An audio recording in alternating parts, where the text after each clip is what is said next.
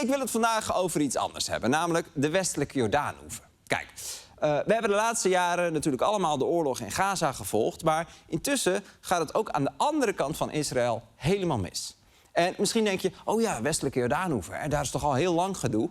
Klopt, maar de laatste paar jaar gaan echt alle remmen los. Oh, come on, don't fucking hit her! Dit is een van de vele video's die de afgelopen weken werd gemaakt van het geweld door Joodse kolonisten. We have never seen such a high level of violence by settlers against Palestinians, not in the numbers and not in the severeness of the attacks. Ja, het loopt daar echt verschrikkelijk uit de hand. En het zijn niet alleen een paar losgeslagen kolonisten, het is veel groter. Kijk, ik las dit. Israël maakt zich op voor de facto annexatie westelijke Jordaanoever. Oké, wat de facto gebeurt er allemaal? We duiken er snel in. Ik doe mijn jasje uit. Het is tijd voor... Lubach's Deep Duik Donderdag. Ja, Deep Duik Donderdag. En vandaag dus de westelijke Jordaanoever. Het gebied dat aan de oostkant van Israël ligt, maar aan de westoever van deze rivier. Hoe heet die ook alweer? En dat is de Jordaan? Ja, oh ja, inderdaad. Ja, de Jordaan. Dankjewel, Glennis. Maar oké, wat is hier nou precies aan de hand in dat gebied? Nou, daarvoor moeten we even terug in de tijd. En dan is natuurlijk altijd de vraag, hoe ver? Begin je duizenden jaren geleden, als Mozes de Rode Zee splijt en zijn volk naar het beloofde land leidt? Of begin je in de 13e eeuw, als de moslims Jeruzalem veroveren op de kruisvaarders? Of begin je bij de geboorte van Douwe Bob? Allemaal uitstekende opties, maar laten we beginnen in 1967. Israël bestaat nog niet zo lang. Jordanië is de baas op de westelijke Jordaanoever en er wonen honderdduizenden Palestijnen, van wie er veel zijn weggejaagd uit Israël. En de sfeer in de regio is gespannen. Een beetje zo. Sta ik hier midden op de rijweg. Dan kan je toch ook gewoon Wees toeteren, blij of dat ik niet? rem en even wachten op je. Nou zeg, doe Maar niet zo kaleren agressief, laaien, ja? buik ik je het ziekenhuis in. Nou, dan moet jij kijken wat er met jou gebeurt. Doe dan, ik ben echt niet bang hoor. Nee, dat zou ik maar niet doen als ik jou was. Wat een ASO. Wat een ASO. Ja, die laatste meneer symboliseert hier de internationale gemeenschap. Nou, een gespannen situatie dus. En het werd zelfs oorlog tussen Israël en zijn buurlanden. Israël won en bezette de westelijke Jordaanoever. En sindsdien ziet de kaart er zo uit. Dat blauwe is Israël, dat rode stukje links is Gaza en dat oranje gebied rechts is de westelijke Jordaanoever. Dat is dus bezet gebied, want Israël mag daar volgens internationaal recht niet zijn. En tuurlijk, iets doen wat niet mag, dat kan helpen om een beetje spanning terug te krijgen in je relatie. Maar het probleem van het Midden-Oosten is niet per se dat er te weinig spanning is. Zeg maar. De Verenigde Naties hebben besloten dat de westoever van de Palestijnen is en de VN-veiligheidsraad heeft gezegd, Israël moet daar weg. Dus het is van de Palestijnen, maar in de praktijk is Israël de baas. Net zoals dat ene bankje in het park eigenlijk van iedereen is, maar in werkelijkheid is hij van smoetsige Henk. Oh Henk, waarom ben je zo smoetsig? En de vraag is dan, waarom bezet Israël de westelijke Jordaanoever? Nou, deels voor de veiligheid, want Israël wil geen Palestijnse staat als buurman. En ze zijn al omringd door vijanden, dus dan willen ze niet ook nog een zelfstandig Arabisch land in hun eigen achtertuin, dat misschien ook nog de ambitie zou hebben om bijvoorbeeld heel Jeruzalem te claimen. Ik bedoel, ik wil ook niet dat even tot hier op mijn redactie een kantoortje opent. Toch? Zeker omdat ik weet dat ze vinden dat ze recht hebben op Diederik. Jullie krijgen hem nooit. Nooit. Komt goed, kom maar goed. Dus dat is het veiligheidsargument. Maar de westelijke Jordaanoever heeft voor veel Israëliërs ook een religieuze betekenis. Ze noemen het gebied Judea en Samaria. En dat is de plek waar veel verhalen uit het Oude Testament zich afspelen. De ladder van Jacob, het graf van Abraham, de meeste Sam- en Moosmoppen. Allemaal daar, allemaal daar. En Jezus is er trouwens ook geboren, want ook Bethlehem ligt op de westelijke Jordaanoever. En dat is dan voor Joden weer iets minder interessant. Ze kijken naar het Nieuwe Testament zoals wij kijken naar Grease 2. Totaal onnodig en valikant mislukt vervolg. Anyway, voor Israël is de westelijke Jordaanoever dus heel belangrijk.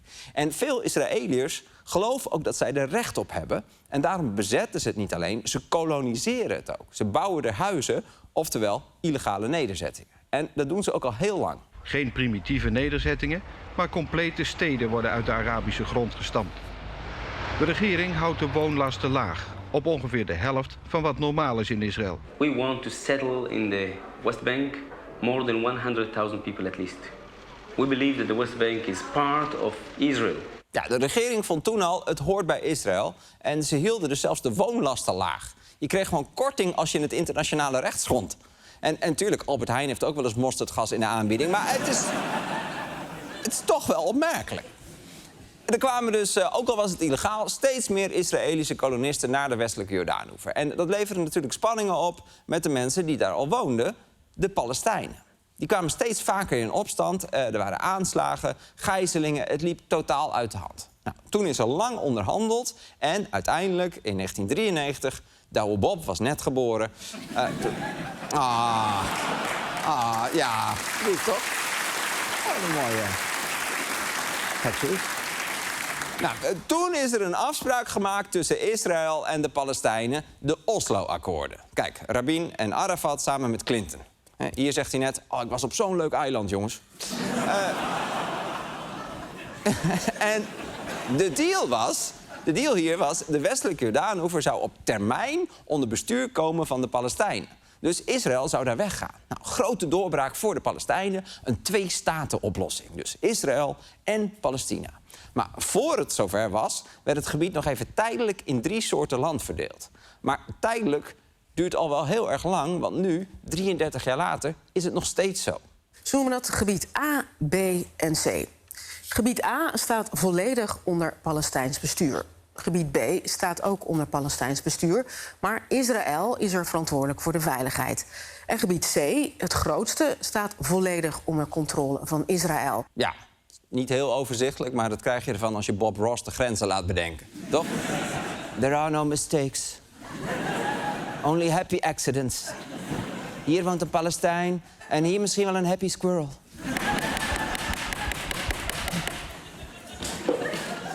Maar goed,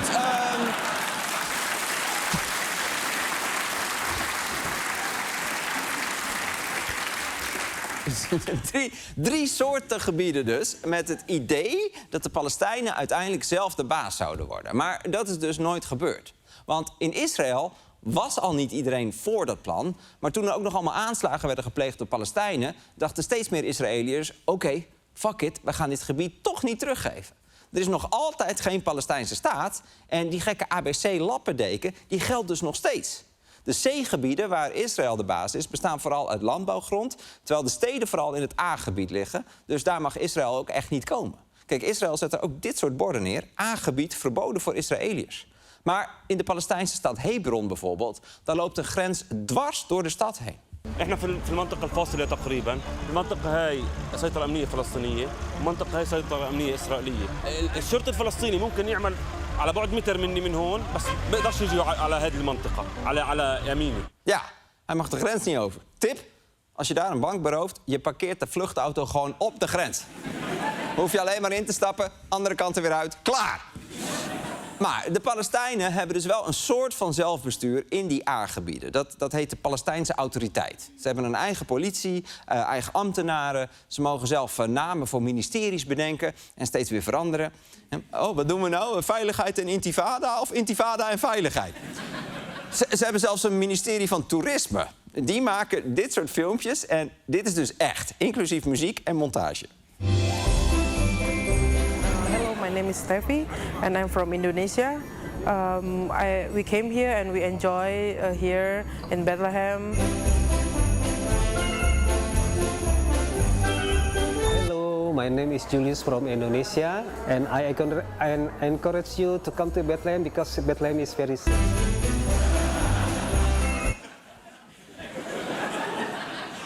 Volgens mij wou hij nog wat zeggen. Oké, maar de Palestijnse autoriteit haalt dus busladingen Indonesiërs naar Bethlehem om Kerstmis te vieren. Steeds als je denkt, ik snap een beetje hoe de wereld werkt, kom je weer zoiets tegen. Maar goed, buiten die aangebiedjes hebben de Palestijnen dus niks te vertellen en daar gaat Israël lekker zijn gang. En dat kun je ook zien. Hier, dit zijn de plekken waar de Israëliërs zich hadden gevestigd in 1993 toen het Oslo-akkoord werd getekend. En dit is nu. In 30 jaar tijd is het aantal Israëlische kolonisten op de Westoever geëxplodeerd. Dat is raar, toch? Alsof je zegt, jongens, ik drink er nog eentje en dan ben ik weg. En vervolgens bel je thuisbezorgd voor 5 treetjes vlugel. Dus er is nog steeds geen Palestijnse staat. Israël houdt de Westoever bezet en kolonisten pikken steeds meer land in. Ik vraag me af, Hoe kijken die mensen daar zelf eigenlijk naar? Hè, vinden die het niet ongemakkelijk om in bezet gebied te gaan wonen? The outer world sees this as Palestinian territory that you are building houses in. Does that bother you at all? The outer world just doesn't know what they're talking about. My ancestors lived here.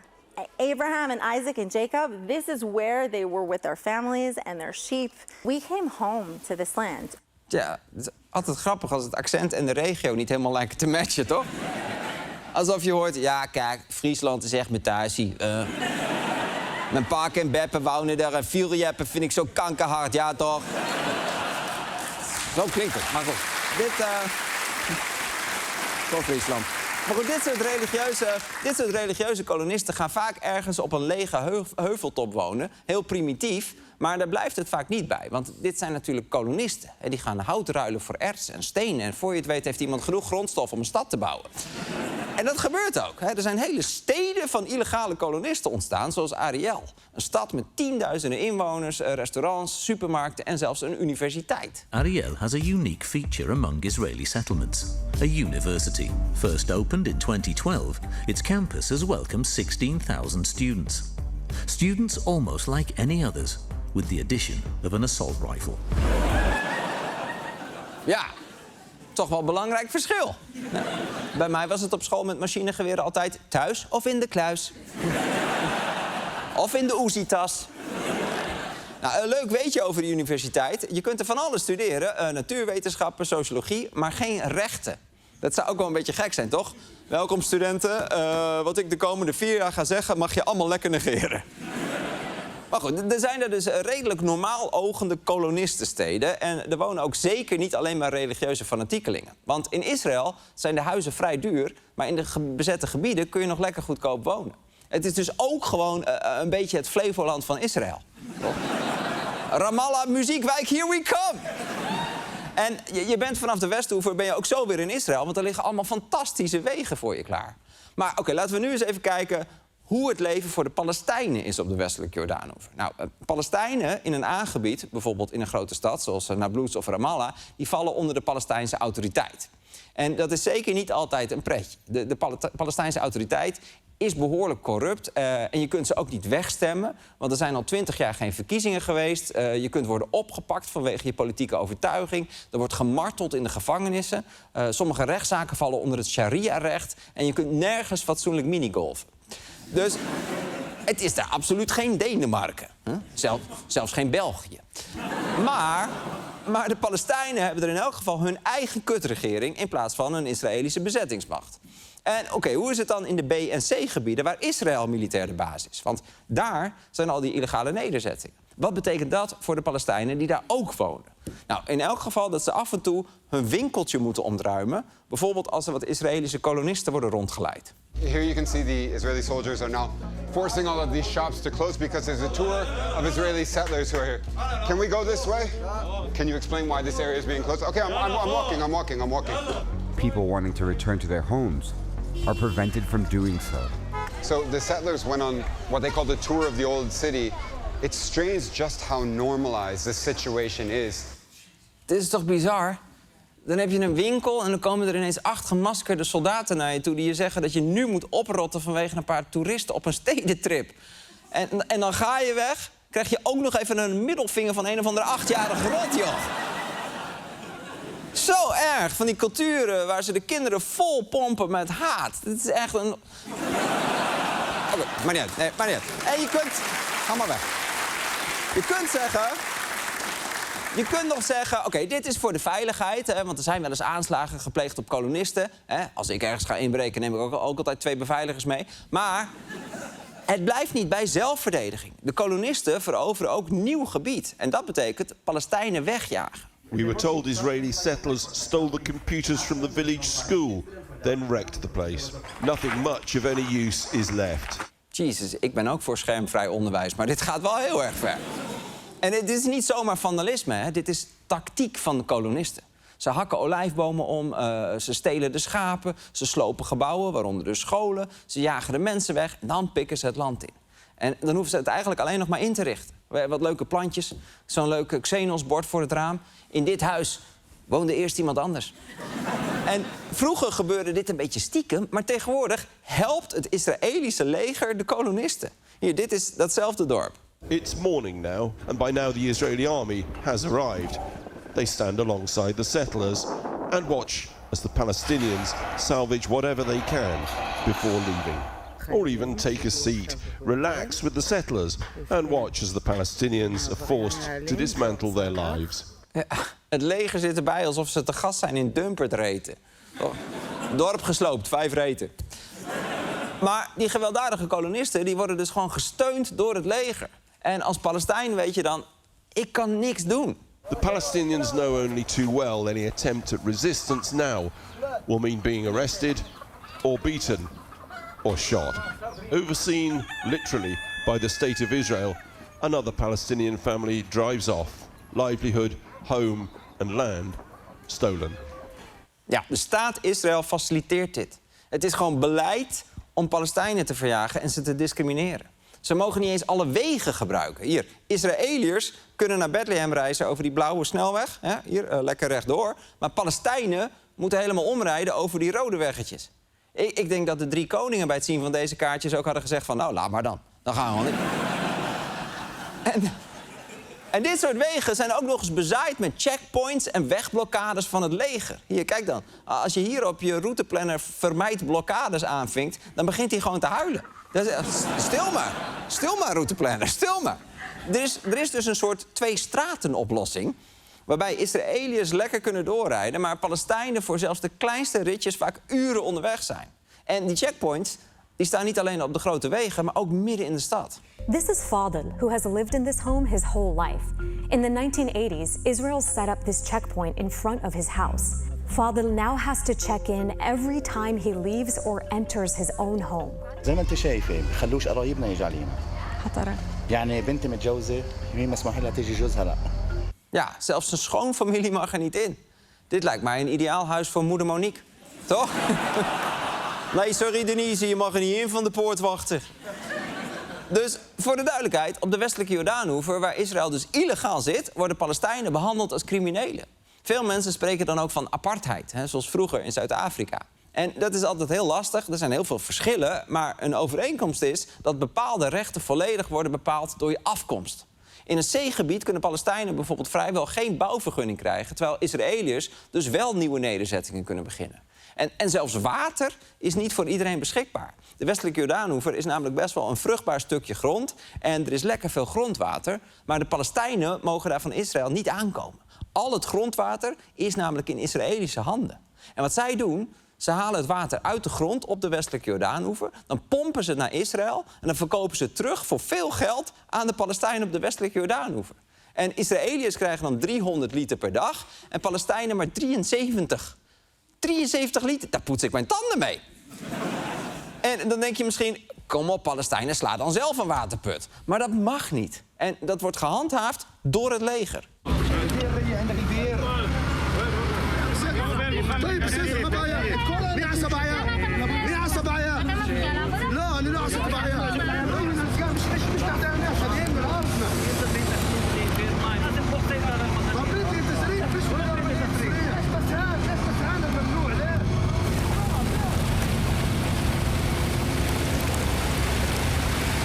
Ze storten beton in een drinkwaterput. Ze proberen niet eens de schijn op te houden dat ze de good guys zijn.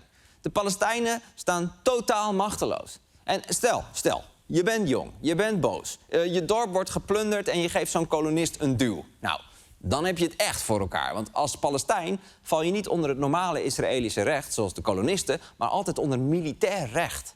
En dat betekent dat je meteen wordt vastgezet door het leger. Dat is ook waarom GTA Palestina zo'n klote spel is. Je krijgt bij alles meteen 5 sterren. En als je eenmaal gearresteerd bent, dan mogen ze je zonder proces vastzetten... zolang ze willen. Dat kan dagen duren, maar ook weken of maanden... en soms zelfs jaren. Sinds 1967 heeft 1 op de 5 Palestijnen wel eens in de cel gezeten. Dat zijn percentages waar ze zelfs in Holtenbroek van schrikken. Zwolle. En dan worden de Palestijnse gevangenen ook nog eens op grote schaal gemarteld. Op de westelijke Jordaanoever leven 2 volken... maar ze leven in totaal verschillende werelden. En dat optimistische gevoel van die Oslo-akkoorden... dat is allang verdwenen. Rabin en Arafat zijn dood. Bill Clinton staat te getuigen over de Epstein-files. En niemand gelooft meer in een Palestijnse staat.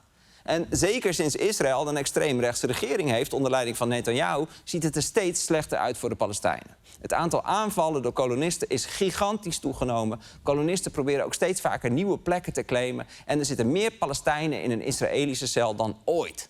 En het verschil met een paar jaar geleden is dat de Israëlische regering nu vol achter die kolonisten staat.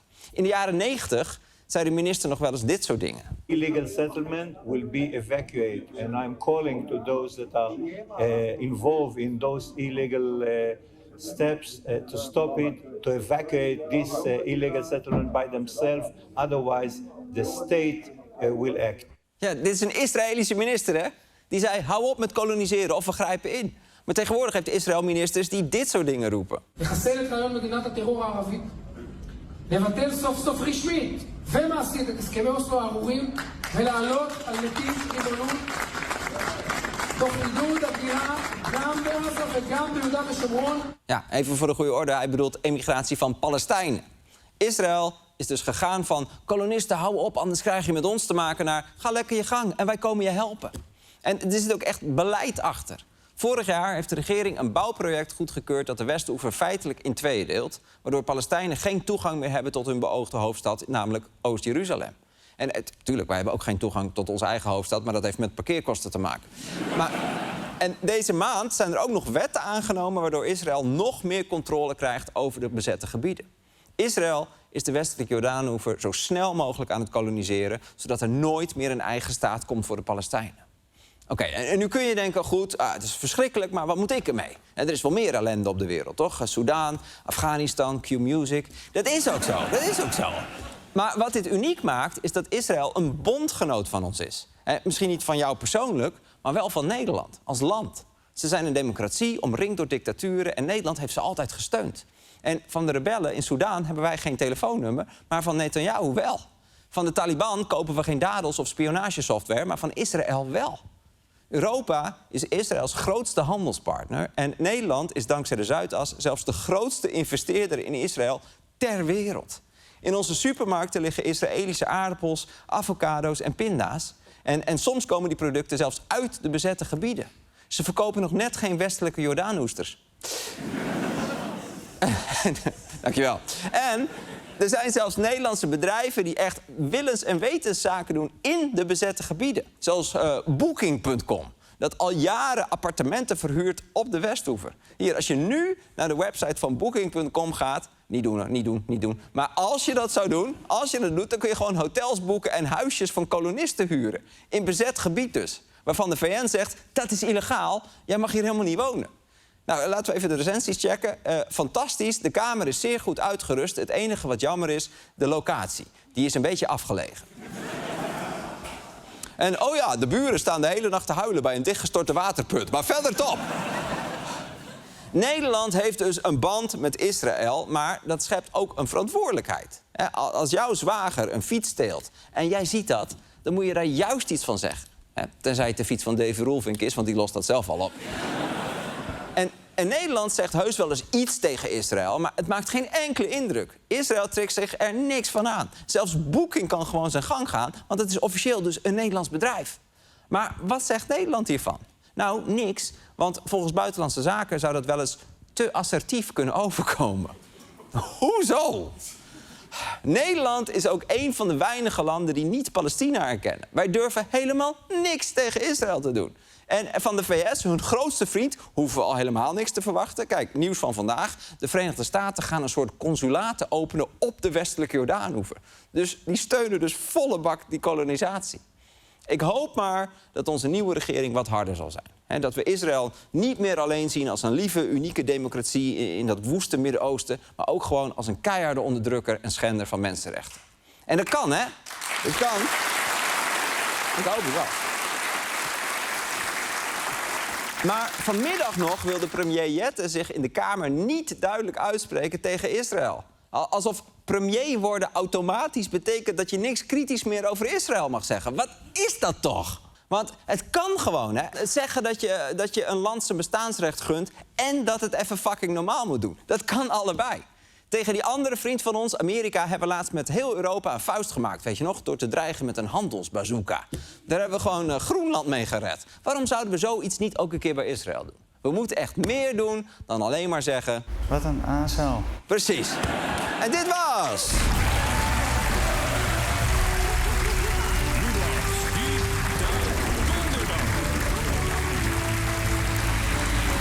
En dit was de show. Afleveringen zijn terug te kijken op Videoland. Fragmenten op YouTube. Dit was Lubach. Ik was Arjen. Veel plezier met je weekend. En we zien elkaar maandag. Hoi!